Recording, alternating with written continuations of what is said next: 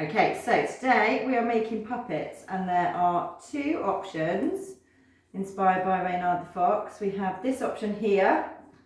So we have these lovely, it's a bit like calico, so you can paint onto it, you can stick onto it, you can sew onto it, but we're going to keep it quite simple today with sticking, drawing, painting. So it's, yeah, those are your options. But if you do have older students throughout the week that would like to do things like sewing and stuff like that, you absolutely can. Our other option is our spoons, which you can actually do quite a lot with. So what's nice about both of these options is that you can do both sides, which is good. So this is our first option, which I suppose is aimed more at the younger students.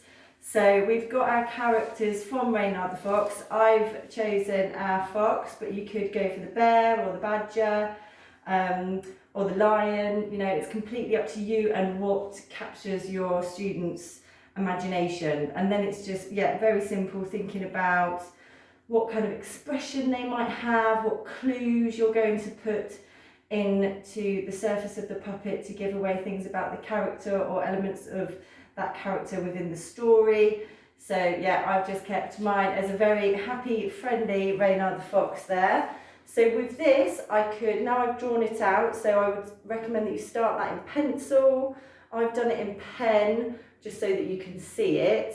And then you can use, I've got felt here, and I've also got this material, which is quite rigid. So I recommend that you do this for things that are maybe going to be coming off of your puppet, because it may not stay on when you're trying to put your hand in and there's a bit of movement, it will probably ping off. So yeah, these are for spaces that you maybe want to stick up more and stay in place more. So things that do have more movement are like your felt, so you can cut the shapes into things like the tummy, or you might like the ears to come off and out of your puppet. Once you've done one side, if you are painting, then just pop something in the middle of your puppet so that the paint doesn't come through to the other side. So it could be the two sides of their personality. So it could be one, so if we were looking at Reynard the Fox, it could be maybe the cheeky trickster side of his personality, and then maybe more the sort of sly side of his personality on the other side.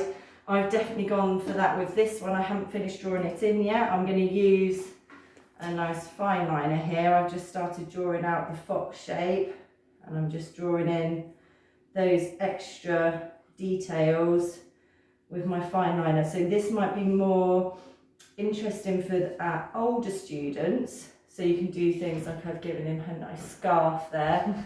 On this side, this is something you can maybe, if you've got an older student, they might like to just paint it one colour and do a really nice detailed biro drawing. So these are just quite nice as sort of pieces of art in their own right. So you might like to, yeah, just spend time just really drawing in and working up the detail onto the surface of the spoon. Equally, you can go a bit bonkers with it and have all sorts of lovely hair and things coming out of the spoon as well. So it's up to you how simple you want to make it, or how sort of intricate and detailed you want to make it as well.